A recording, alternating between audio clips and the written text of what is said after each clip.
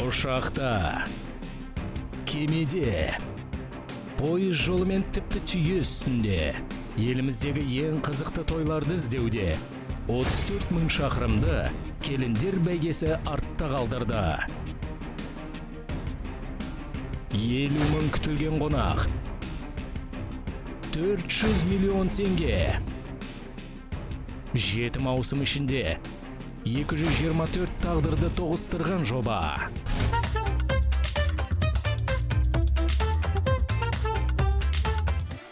Біздің жобамызда қазақтар ұлан асыр тоймен мақтанады. Ұйғырлар сауық сайранмен ортасын толтырады. Ерекшелікті жаны сүйетін кәріс пен дүйім жұртты қонақ етер өзбек тойлары. Және де көңілді орыс халқының тойлары болды.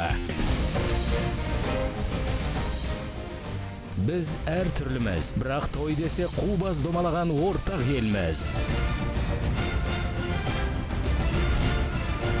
Келіндер бәйгесі, бақыт пен көз жасы қатар жүретін.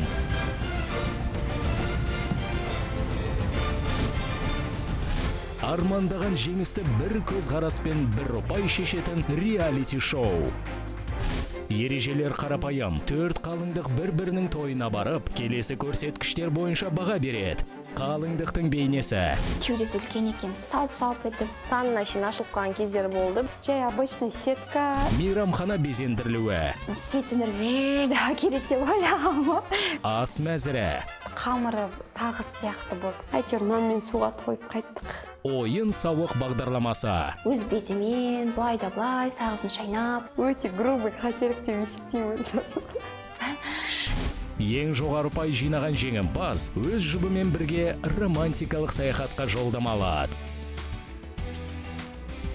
Дәл қазір біз бастаймыз. Осы маусымның сәнді тойларын өткізіп алмаңыз.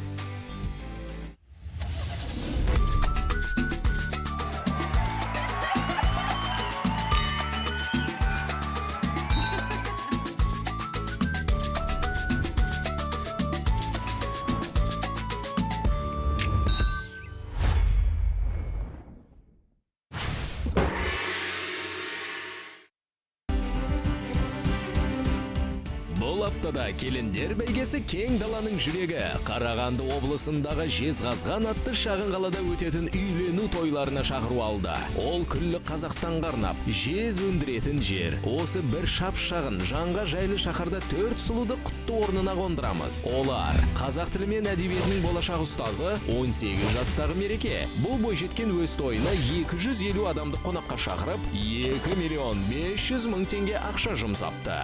20 жастағы Мейірбеке Лаура. Ол 400 адам шақырып, 6 миллион 200 мың теңгенің басына су құйды. Кадр мәселесі жөніндегі инспектор Динара. Жасы 22-де. Ол тойына 400 адам шақырып, 5 миллион теңге жұмсапты. Және 22 жастағы биші қыз Дина. Оның 190 адам шақырылған тойына 3 миллион теңге жұмсалған. Ал енді осылардың ішінен қайсысы үздік атанып, жылы жаққа ұшып кетер екен, оны сәлден кейін білеміз. Әзірше өздерімен жақынырақ танысайық.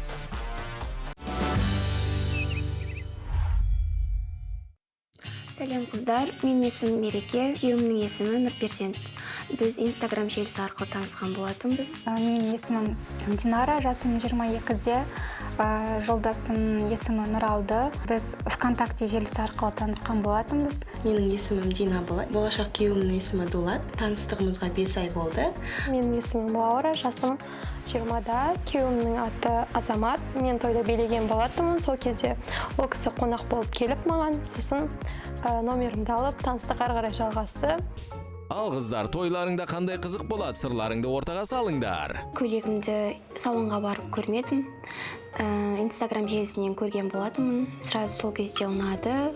Заказды солай берген болатынмын. Көйлегім русалка стилінде, тойымды заманауи стилде өткізгенді қалаймын. Пәлі мереке, тым тәуекелшіл екенсің. Қазақы қалыңдықтарға ұнамайтын нәрсенің бәрін жинап алыпсың. Өз тойының бір қалыңдық сияқты емес, бір той қонағы сияқты болып көрініп қалатын сияқты. Мен түсінбеймін, біздің қазақтар неге жаңағындай европейский стильға жүгінетінін. Енді қазақтың тойы болғаннан кейін қазақша салт дәстүрде болған дұрыс сияқты, беташар болып кеткен жағдайдың өзінде де таққан дұрыс деп ойлаймын. Сол шлейфпен өзін аяғын шатасып құлап кетейін деген сияқты ондай қорқынышты сезім болмады ма? Күнде барып киіп көрем. Көйлекті қайта тазалығын тексеріп, түктеле ма сол күні дайын бола ма? Көйлегімді прокатқа алдым. Әй, Мерекай, той кезінде көйлегіңе не болатынын білсең ғой, жұрттың бәрі шошып кетеді. Маған өзіме русалка көйлек ұнайды, және де басқа қалыңдықтардан өзімен жарысқа түсетін ерекше боламын деп ойладым. Көйлектің ешқандай ерекшелігі, артықшылығы жоқ. Атластан жасалған. Үстіңгі жағында бисер дейді ғой, бисермен кішкене өрнектелген. Тағы бір қарапайым көйлек. Қыздар, онда сендер бір-біріңнің бейнелеріңді жоғары бағалауға тиіссіңдер. Одан бөлек өзімнің көйлектің сыртынан шлейфтік тіртемба деген ой бар, иықтан келетін шлейф. Бір ерекшелігі көйлегім өзіме жеңіл. Көйлегімде ешқандай бір жылтыр, жаңағындай бір тастар деген сияқты ондай болмайды. Қарапайым. Қалай ерекшеленесің сен көйлегің арқылы басқа қалыңдықтардан? Оны ертең той барысында көре жатарсыздар. Міне, сыр бүгу басталды. Лаура, мүмкін сенің әңгімең ашықтау болатын шығар. Көйлегіңді айтып мақтану кезегі саған келді. Жылтыр болады, қол ұзын, жабық болады, және де өте объемный, так как мен тойым өмірімде бір-ақ рет болғандықтан мен сондайды қаладым. Сосын өзім фатаны астынан таққанды ұнатпаймын. Фатам көрнекі болып үстінде тұрса деп ойлаймын. Біреулер қарапайымдауын жақсы көреді, ал енді біреулерге сән салтанатты, моншақты болғаны ұнайды. Талғамдары тым әртүрлі екен, сонда бағаны қалай қояды? Жарайды қыздар, макияж бен шаш үлгісі туралы не айтасыңдар? Макияж стилінде таңдадым. Өзіне сенімділер солай таңдайды деп ойлаймын. Прическаны әлі таңдамадым. Мастермен ақылдасу керек. Образға келетін болсақ, мен әлі макияж түрлерін, прическаны таңдамаппын. Шыны керек. Сіздерде қай салондарда жазылдыңыздар? Плаза салонына жазылып еді. Жез қызғанда негізінде көбіне жаңағы осындай жас невесталар плазаға жазылады. Бірақ мастерлеріміз әртүрлі деп ойлаймын. Сіздерде қандай мастер? Мен макияжға Саша деген қызға жазылдым. Мен де мастерім Саша. Мәссаған, төртеу бір салонға барама. Тек келіндер бір-бірінен аумай қалып жүрмесе жарар еді. Дина мен Динара макияжына келетін болса, яркий макияж екеуі де таңдағандықтан макияждар ұқсас болады деп ойлаймын өз басым. Әрине, мен тойым Динаның алдында өткендіктен маған жасаған макияжды Дина өзіне жасатпайды деген ойдамын. Тойымның оформлениесіне келетін болсақ, золотисты цветпен ақ түсті таңдадым. Тойымның шоу программасына келетін болсақ, онда ешқандай әншілер де болмайды, сырттан адамдар да болмайды, өзіміздің туыстарымыз. Мен тойым 2 жұлдыз ресторанында болады. Дина екеуміздің тойымыз бір мейрамханада болады екен. Мүмкін бірдей тұстары болады деп ойлаймын. Бірақ Динаның уақыты бар, менің тойымнан кейін түрлі өзгерістер жасауға. Үшеуміздің де түсіміз бірдей екен, оформление золотисты. О, Мереке, әңгімен қызық екен. Тұрмысқа бірінші болып шығатыныңды пайдаланып қалайын деп бедің? Бәрінен мен ұтамын деп ойлаймын, себебі менің оформлениемді бәрі бірінші көреді, менің ресторанымды бірінші көреді. Лаура мен Динараның өзгететін уақыты бар. Динара, сен неге тағы үндемей қалдың? Қане, тойханаңды қалай безендіресің, ортаға сал. Оформление жолдасымның айтуы бойынша золотистой цвет болады. Әрі қарай көретіндеріңіз. Выпускной балға келгендей болды. Сіз қазір келе бермейсіз бе? Бос емессіз бе қазір? Қалынған сәтін көріп қалдық. Анда жоқ, я прям жылан сияқты тұрады. Жарайды, рахмет. Өте өзіне ыңғайлы деп есептемеймін. Оны бірақ бізге білдірткісі келген жоқ. Біз артында келе жатқаннан кейін оны көріп қалдық. Біртүрлі көрінді сырттан.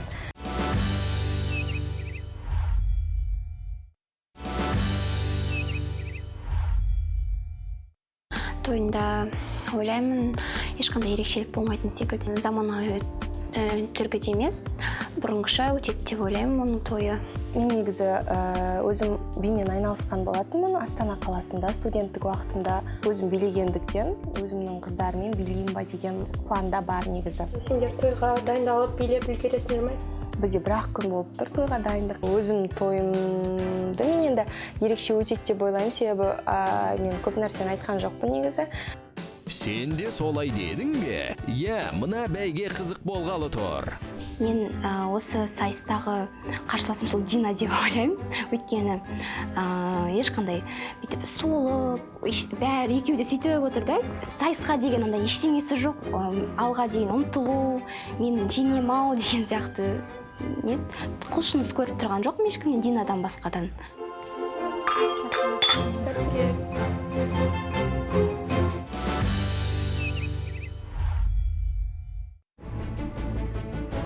Бүгін 18 жастағы Мереке тұрмысқа шығады. Оның тойына 250 адам қонаққа келмекші. Бюджеті 2 миллион 500 мың теңге.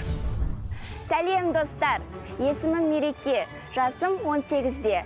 Менің тойым ойдағыдай болатындығына сенімдімін.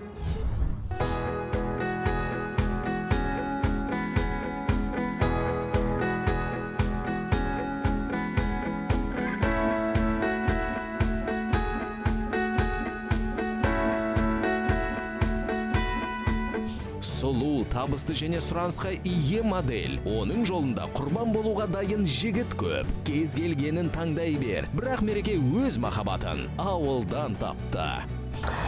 Жазғы демалысқа ауылға барған болатынмын. Сол кезде үйде жатып, жай прямой эфирге кіре салғанмын. Сол кезде Нұрперзент деген бала. Жоқ, басында ол подписка жасады маған. Сосын қайтып подписка алып зат, подписка жасап жүрді, өзіне внимание, короче.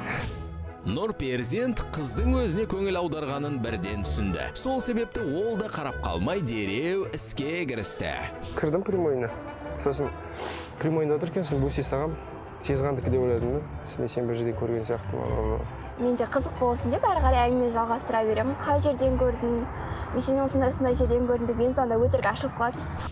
Мереке Қызылорданың қызы, өзі Астанада оқиды. Сол себепті Нұрперзентпен бұған дейін кездесуі мүмкін емес еді. WhatsApp-та сөйлесіп жүрдік көбінесе. Осы Жезғанға келіпті. Сосын Жезғаннан кездесетін болдық.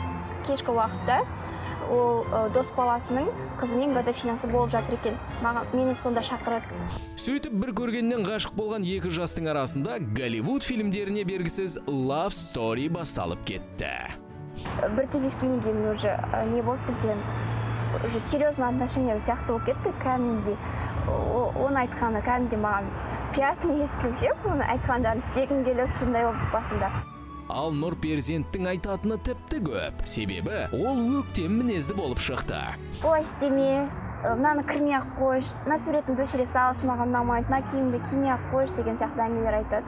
Бір ретте Астанада магазинде бір рекламада түсіп атсам, киіммен түсіп атсам, Астанада досы бар Бүркіт деген.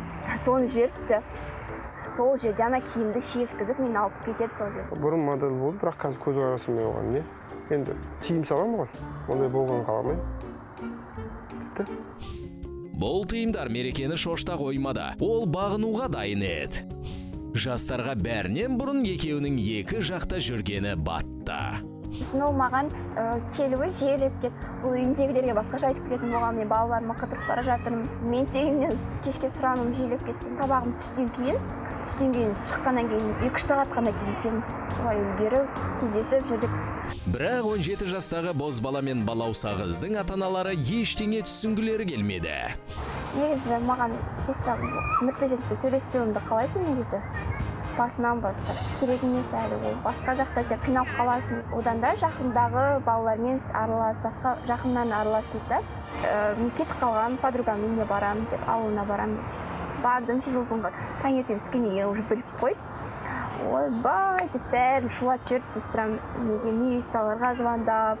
Сөйтіп екі қала бірдей у-шу болды. Нұрперзенттің де шыдамы таусылды. Бұл әуре сарсаңды соза бермей бір жола тоқтатпақшы болып шешті. Сосын алдында бірден жасадым. Жиынек деп. ішімнен қуанып тұрмын да қорқып тұрмын да уже сестрам бірдеңе дейді ғой деген сияқты. Бірақ сонда да иә деп жауап бердім, себебі мен жақсы көремін кәдімгідей. Сосын барып бұл айта бастады, уже мен 18 толмаған, мен 18-ді күттім. Енді міне той жасайын деп жатыр. Той болғанда да бүкіл ел көретін той. Негізі Нұрперзентке де маған да ештеңе маңызды емес. Ерте өзі ағып барады деп. Біз басында жай қатысып көргіміз келді. Жарайды Мереке, осы сөзіңде тұрасың ба, әлде жеңіске жету үшін барыңды салып күресесің бе, көрерміз. Сағат таңғы 9. Мереке сұлулық салонына бара жатыр. Smoky Eyes жасатпақшы. Здравствуйте.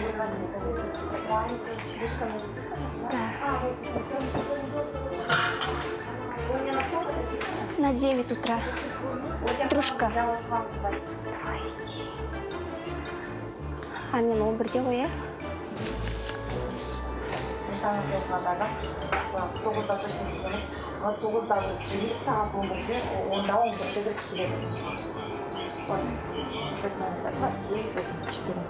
А, мама. А, это мама, говорит, типа, жоқ, 11-де только, говорит, Мереке, а 9-да уже это. Сонда немене 2 сағат бойы сарғайып күтіп отыра ма? Қалыңдық тығырықтан шығатын жол іздей бастады. Алло, саламатсыз ба? Мен ғой Мереке тағы да. Сіз қазір келе бермейсіз ба? Бос емессіз ба қазір? Просто ертерек істей береміз деген ғой. Мына жақта шашымды 12-де істейтін болсам, сізге 11-де.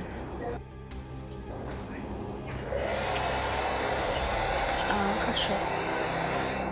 Амал жоқ, шаштараздың қолы босағанша күтеді.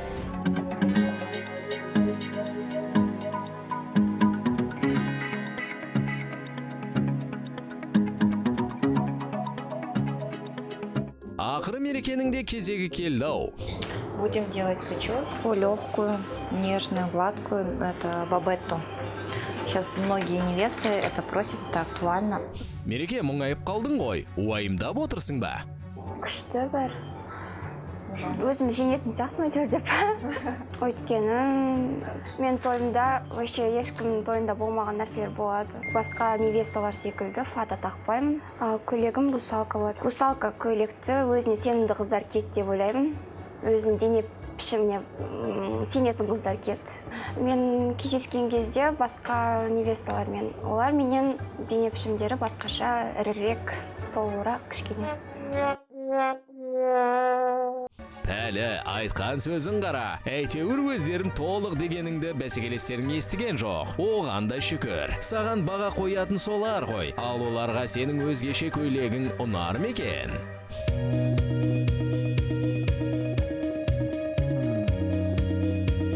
Сережки какие будут? Қазір. Анда сумканы алып беріп жібересіз ба? Қара сумканы. Под эту корону даже можно было бы вот эти же есть такие под Анда бар ма неде? Істейтін жерде? Да, не знаю, надо посмотреть. А тогда уже будет по-необычному. Әрі қарай көретіндеріңіз. Бізге маза бермеді шыны керек. Сақшы ойнап тұр екен. Онысы маған ұнамады енді. Көтермеу керек еді аяғымды. Өте ерсі көрінді. Өздері қалай алып шығатынын білмей, өздері путает етіп, мына жақтан мынаны сен істе, мынаны мен істе деп алдын ала дайындаған да жоқ.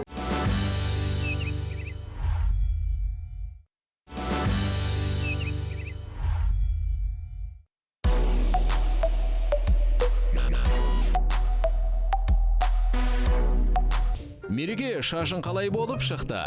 Мен бәрін қарапайым болған қалаймын. Прям макияждың да, прическаның да прям көрініп тұрған қаламаймын. Невестаның тойда скромный болғаны да әдемі көрінеді ғой. Бояуы қанық макияжды сол үшін таңдап, желек жамылудан сол үшін бас тарттың ба? Қарапайым болып көріну үшін бе? Мереке, күлкімізді келтірмеші. Жұрттан ерекше болғым келеді деп өзің айтып едің ғой. Все можете на макияж идти. Бірақ қарапайым макияжына кіріспес бұрын мереке жеңгесі жасаған сырғасын кәдімгі дүкеннің әшекейіне ауыстырып алмақшы болып шешті. Алло. Жоқ, ана сырға көріп кетейін деп едім. Андай сырға жоқ па сіздерде? Болады ғой, құлаққа тағатын ше, былай бір ғана құлаққа тағатын. Андай жоқ, я прям жылан сияқты тұрады. Жарайды, рахмет. Амал қанша бар мен базар. Бізде қазір смоки болады. Сіздің көзіңіз үлкен, сізге жараса келеді. Любой қандай макияж болса да сізге жарасады.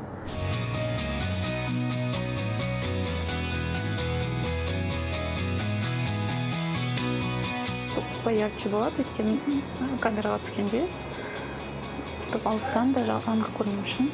Қызық екен, қалыңдықтың қарапайым болғысы келіп еді ғой. Попутка жаман, жұмып отырмыз. Ресницы. Ашпаңыз көзіңізді, тебу керек.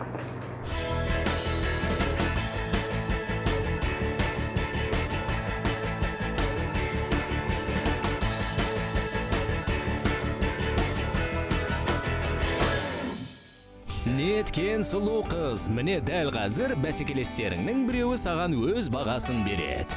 Сол күні менің өзімнің ұзатуым болды. Өзімді макияж мен прическаға жазылып қойғам. Бірақ сонда да алдын ала мерекеге барып, өзімді құттықтап, өз көзіммен макияжын, прическасын көргім келді. Привет, Мереке. Қалай? Бүгін мен ұзатуым, сол үшін бүгін сенің тойына келе алмаймын, бірақ асықсам да сені көріп кетуге келіп едім. Көңіл күйің қалай бүгін? Жақсы, бүгін. Бірақ сен баға беретін кезде телефоннан басқаша көрініп қалуы мүмкін деп ойлаймын. Әбіл бағасын беремін видеодан көріп. Бүгін саған тек сәттілік тілеймін, тойын жақсы өтуіне тілектеспін. Сен де ұзатуың жақсы өтсін тілектеспін. Сау бол. Қалай макияжыңыз өзіңізге ұнап отыр ма? Сіз қатысты ма? Маған ұнады. Даже ойымдағыдан 2 есе әдемі. Сіз өзіңіз сондай әдемісіз. Қандай приятно мысль. Просто көзіміз келемін, таңертең ата көзімді әдемі болады. Және өте қарапайымсың, топ-толық бәсекелестеріңе ұқсамайсың, солай ма Мереке? Бақытты болыңыз.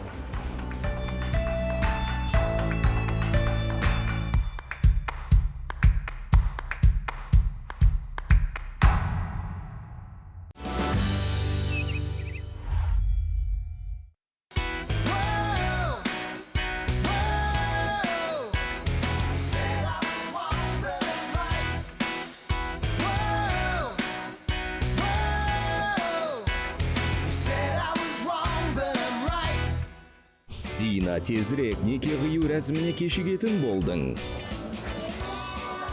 Сәлем. Құтты болсын жаным. Рахмет ол. Күшті.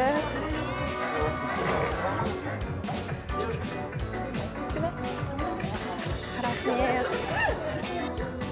Атың қажа? Дина. Міне ең басты да салтанатты сәт келді.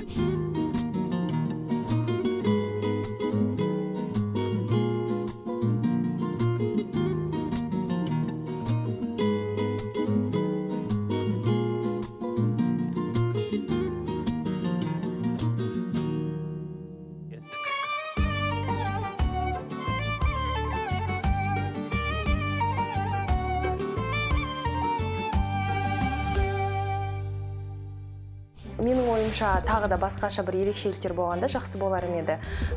Күнделікті ЗАГСтегі жағдай ешқандай ерекшелік көрмедім. Құтты болсын жан. Рахмет. Бақытты бол. Бәрмен бірге бізден үйленемізді көрмесін. Хорошо. Рахмет.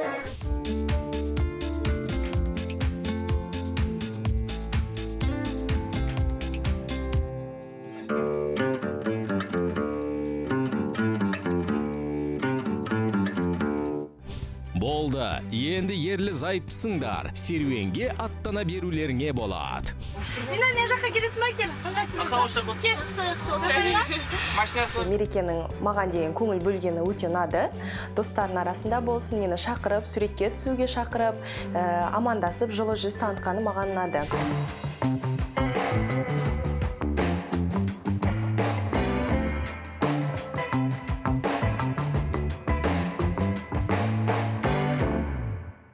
Неге екені белгісіз Динара кешігіп жатыр. Дина, құрбыңның қайда жүргенін сұрамайсың ба? Алло, Динара. Сәлем, қалың қалай? Жұмыстан шықтың ба?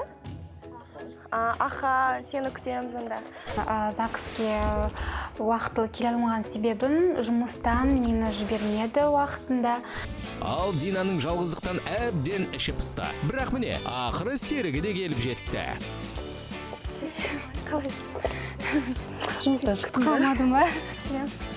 Сәлем, қыздар. Қалайсың? Сашынап келе жатсың ба? Жұмыстан шығып, жан таласып келе жатырмын ғой. Төртте шығып үлгеріпсің. Салонға да барып үлгерген жоқ. Мына жерде бір рет болып тұрмын. Мен көрдім жетпеді. Күшті екен мамаша. Әдемі ше. Екеуі жайғасып отырды да, басты жұмыстарына қалыңдықты талқылауға кірісті. Русалка ма, типа? Қалай Артында шлейфі болған, жаңа шешіп тастады шлейфті. Артындағы шлейф ұзын болды ма? Артындағы анау юбкадан кішкене ұзындау.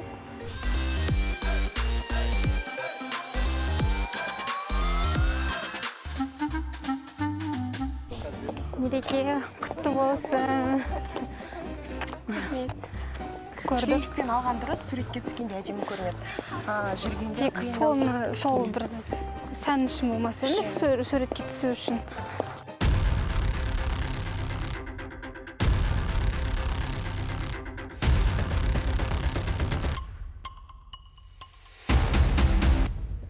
Шлейфіне туфли ілініп кетті, құлай жаздады. Оны бірақ бізге білдірткісі келген жоқ. Біз артында келе жатқаннан кейін оны көріп қалдық. Лаура бейне жазба арқылы тойды бастан аяқ көріп шығады. Сондықтан оның да айтары бар. Өте өзіне ыңғайлы деп есептемеймін. Өзі етегін көтеріп алған, өзінің ыңғайлы деп айтып еді. Ыңғайсыздық тудырғанмен соншалықты әдемі шлейф болса, сондай ыңғайсыз тудыруға көз жұма қарайтындай ондай әдемі шлейфта болған жоқ. Енді жай капроннан жасалған мата. Қалай самочувствие қалай? Өз-өзіңді. Лаура келіп кетті ме таңертең? Үлгерді. Молодец, қатар үлгерген уақытта. Иә. Ләктемсе боласыңдар ғой тойда да? Бұйырса. Бәрін шығарып салып кетті.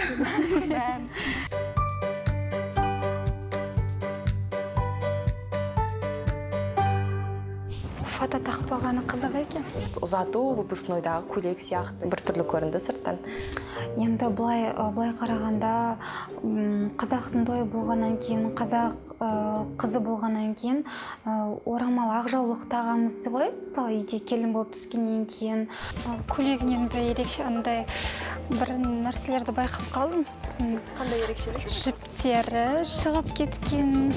Енді 1-2 сантиметрдей өтірік айтпас. Сонысы бізге бірден көзімізге түсті. Көйлегінің енді алдын ала невеста болғаннан кейін меніңше киімін үтіктеп, жаңағындай артық жерінде қандай бір кемшілік бар, соны қарау керек еді. Мәссаған Мереке, бұл қалай болды? Көйлекті күн сайын киіп көріп жүрмін деп едің ғой. Енді макияжына сөзім жоқ. Өзі де былай әдемі жарасымды. Шаш үлгісіне де ешқандай бір претензиям жоқ. Шыны керек, өзіне былай нормально жарасып тұр. Мереке өзі сүйкімді әдемі қызы болғаннан кейін оған даже боямасы да болатын еді. Меніңше әдемі, маған ондай бір керемет бүйтіп артықшылығын көрмедім. Бірақ макияжы жаңағындай темный ше. Че деп болмайды, но темный. Өзіне бірақ жарасымды, бірақ жаңағындай өзінің стиліне келіспейді. Көзге көйлегі түспейді, ең бірінші макияж түсіп тұр көзге. Енді үйлесімді болу керек қой макияж. Қыздар, тым қатал екенсіңдер. Қазір қандай баға қоятындарыңды ойлаудың өзі қорқынышты. Мен Мерекенің бүгінгі қалыңдық образына 5 деген баға қоямын. Себебі фотосы болмады. Мерекенің мен бүгінгі образына 7 деген балл беремін. Себебі көйлегінің кішкене нюанстары болғандықтан, және де жаңағы түстері сәйкес келмегендіктен, шлейфінің өзіне ыңғайсыз болғандықтан. Образға беретін бағам 5. Себебі көйлегі қатты ойымнан шыққан жоқ.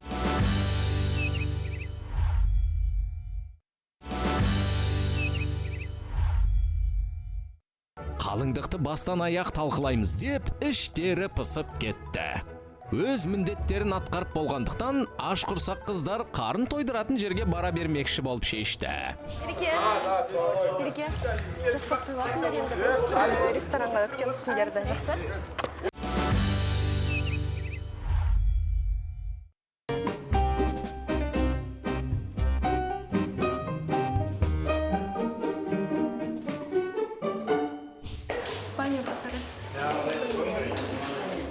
Әдемі стилінген екен, иә? Жақсы. Золотистый цвет. Менің тойымда да осындай золотистый. Күшті, әдемі көрінеді екен.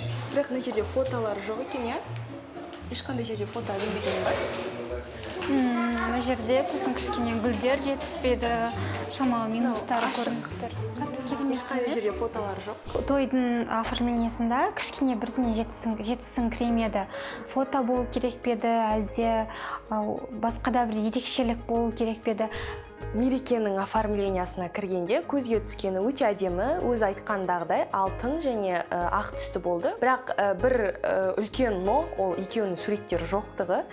Мысалға, біреудің тойына барғанда өзің сурет арқылы, бір солармен бірге түсесің суретке, арттағы фото арқылы, онда ешқандай фото көрмедік. Столдың тізіміне бар, Біз қай столда екенбіз? Мына 16-17 столда Нұрперзент пен Мерекенің достары. Золотистыймен сәйкес келеді негізінде, иә. Залдың цветімен столдың бантиктары бір-біріне үйлесіп тұр кәдімгідей. Столдағы гүлдер де бір-біріне сәйкес келеді. Тек көк салфетканы қойыпты, бірақ түсініксіз немен сәйкестендіріп қойғанын білмеймін. Біздің көзімізге көк салфетка түсті. Оны ешқандай түспен сәйкестендіре алмадық. Мен ойымша оның орнына қызыл алғанда, шторын цветтермен бірге бордовый немесе қызыл салфетка алғанда әдемі көрінетін беді. Сары либо ақ түсті қойғаны дұрыс болар еді деп санаймын. Иә, майлы қағаздың түсі басқа болуы сұмдық қой. Енді сол үшін міндетті түрде бағасын төмендетіңдер. Старт орнына отырып көрейік. Барлығы көрінеді әдемі, удобно еще. Жастардың менюында салаттар екен. Байқадым ба онысы да? Мерекенің тойының оформлениясына 4 деген баға қоямын. Мерекен тойының оформлениясына мен 8 деген балл қоямын. Ресторанның оформлениясына келетін болсақ енді. Главный стол дейді ғой, жастар отыратын столда. Мынандай өздерінің аты жөндері жазылып тұрған жоқ. Маған сонысы ұнамады. Сол үшін 4 деген баға қоямын. Бүгінгі қалыңдықтар бағаға сараң екен. Сөз жүзінде бәрін ұнатады, ал іс жүзінде бағаны төмендетіп қояды.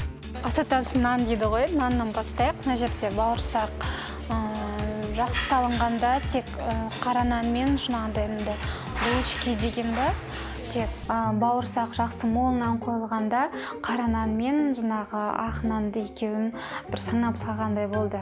Фрукты да кішкене аздау сияқты ма? Әдемі салынбаған. Өзінің ыдысына сай келмей тұрған сияқты, иә? Салқын тіске басарларды сынау жеңіл болу үшін қыздар салаттардың атын жаттап алмақшы болып шешті. Кавказский, баварский, сосын цезарь,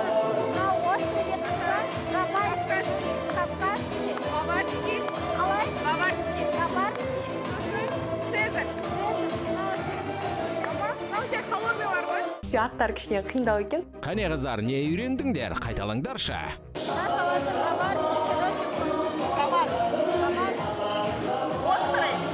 Қыздар, қайдағы гавар? Бавар салаты.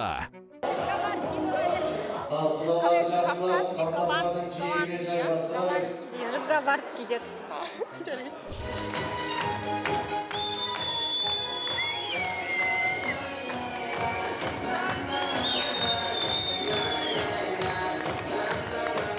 Кірген уақытта әдемі бір керемет шоу программамен кіреді деп ойлап едім. Қыздар билеп шықты, одан жаңағыдай ақ жолдарын өздері қалай алып шығатынын білмей, өздері путать етіп, мына жақтан мынаны сеністі, мынаны меністі деп алдын ала дайындаған да жоқ. Бағана бастауларын керек еді. Бәлкім дәмін татқаннан кейін бавар салатының атын да жаттап алатын шығарсыңдар.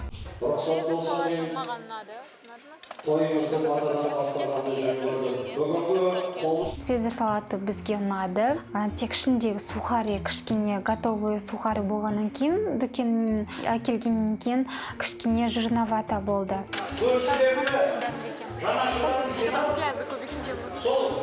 енді сүйікті салаттарыңды жеп көріңдер. Острый салат. Жоқ,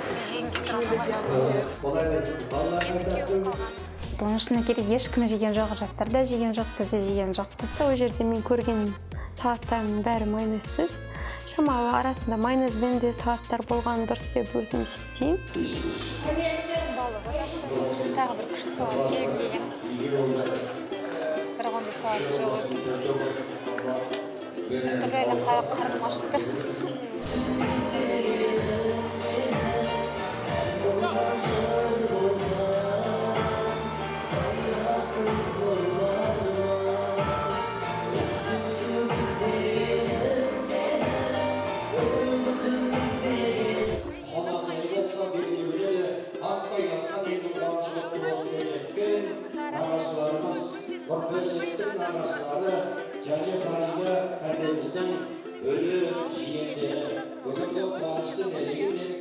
Иә, әсіресе тамағы.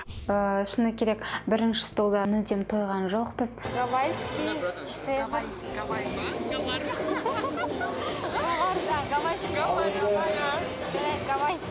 Мына келіндерге үйреткеннен көрі салаттың атын ауыстыра салған жеңіл екен.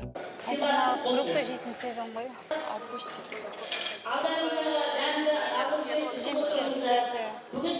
Фруктылары аз болды. Апельсин болмады. Апельсин болады деп ойлаймын, өйткені өзім апельсин жақсы көргендіктен.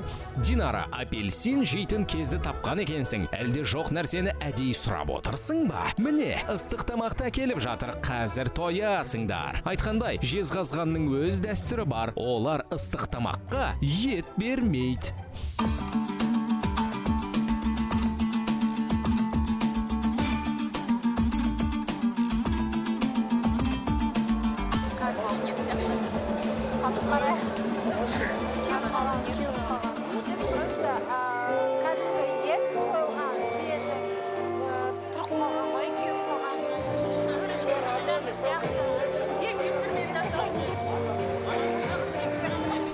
Маған палау ұнады, өте керемет болды, ет ұнаған жоқ. Қонақтар келіндердің көңілін аулап, аз уақытқа болса да тамақты ұмыттыра тұрмақшы болып шешті.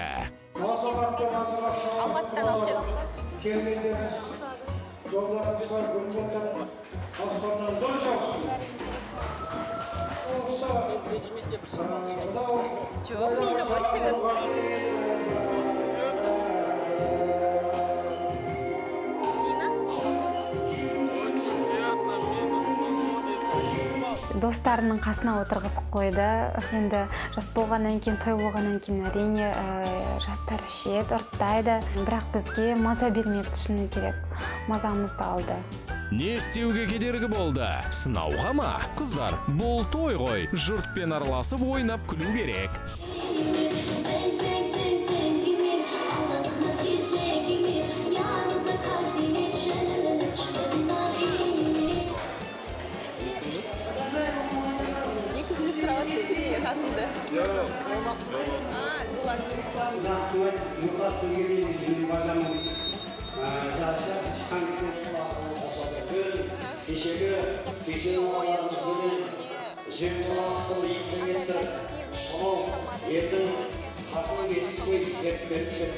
Қадірлі бикештер, барыңдар, би-билеп, бой сергітіп қайтыңдар.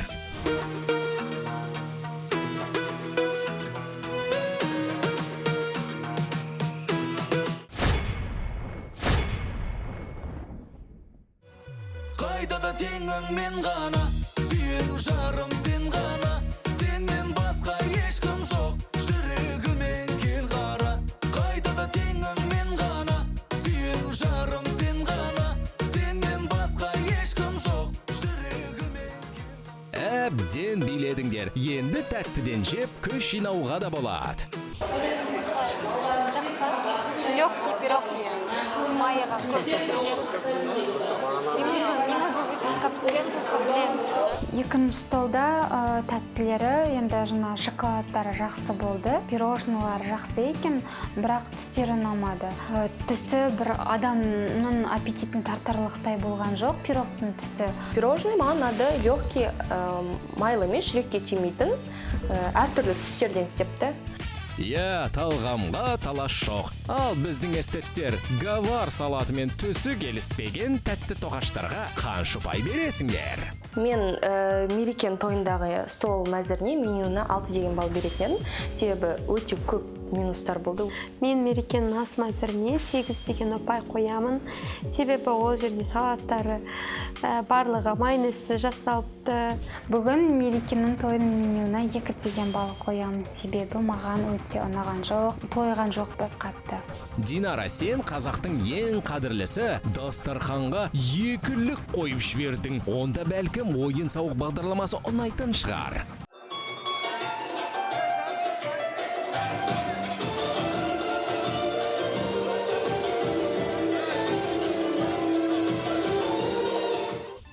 Қыздардың биіне оралатын болсақ, өте жақсы, маған ұнады билері.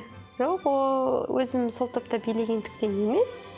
Мынандай движениялары өздеріне жарасымды деп ойлаймын.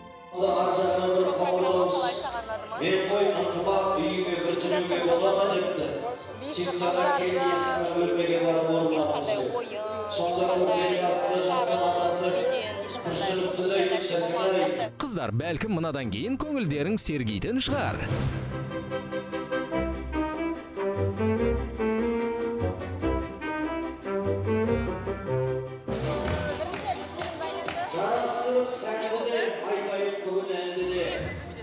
Меніңше ол видеоны көрсетпеу керек еді. Келін бала болғаннан кейін үйтіп аяғын көтеріп көпшіліктің алдында ата ене жаңағындай үлкен кісілер, әулеттің үлкендері бар дегендей, меніңше дұрыс болмады, көтермеу керек еді аяғын. Мерекенің сол видеосын мен де түсінбедім. Өте ерсі көрді. Қателесіп қосылып кеткен видео ма деп ойладық біз.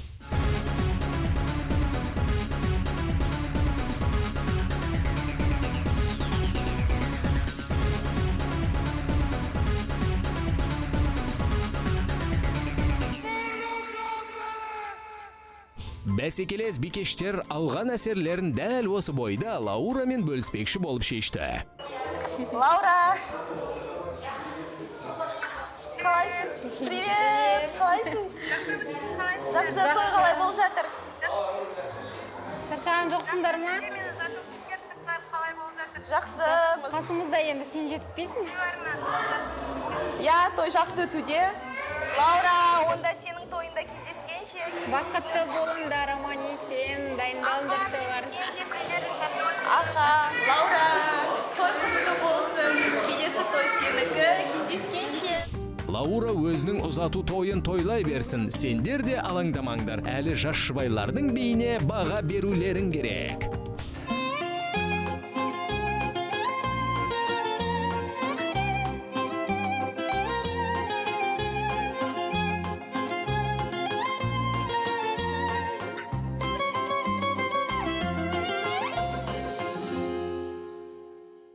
Мереке тағы да шалынып қала жаздады.